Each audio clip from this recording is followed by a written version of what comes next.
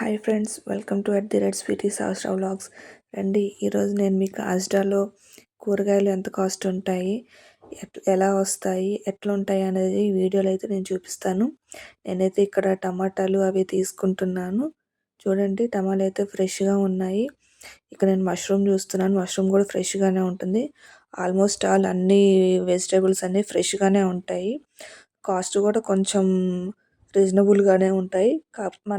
మన మనీతో కంపేర్ చేసుకొని చూసుకుంటే ఇక్కడ కొంచెం ఎక్కువగానే ఉంటాయి. కానీ తప్పదు, కొనుక్కోవాలి, తీసుకోవాలి, అన్నీ తీసుకుంటాము. ఇంకా కూరగాయలు కూడా చాలా ఫ్రెష్గానే ఉంటాయండి. ఇక్కడ ఆనియన్స్ అయితే తీసుకుంటున్నాను నేను. ఇంక ఇప్పుడు మనం బిల్లింగ్కి అయితే వెళ్ళిపోదాము. బిల్లింగ్లో టొమాటోస్ అయితే 99 పెన్స్, అంటే 1 పౌండ్. వంకాయ వచ్చేసి 95 రూపీస్, మన కరెన్సీలో 95 రూపీస్.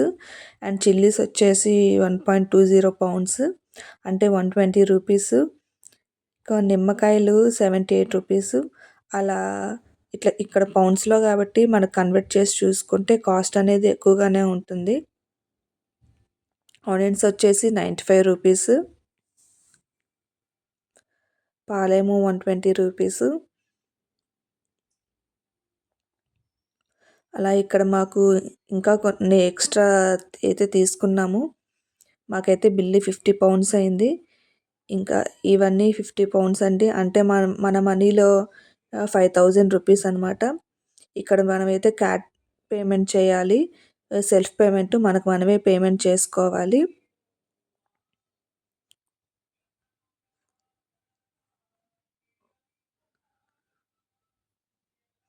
అలాగే మన ఛానల్ @స్వీటీ సహస్ర వ్లాగ్స్ని లైక్ చేయండి, షేర్ చేయండి, సబ్స్క్రైబ్ చేసుకోండి.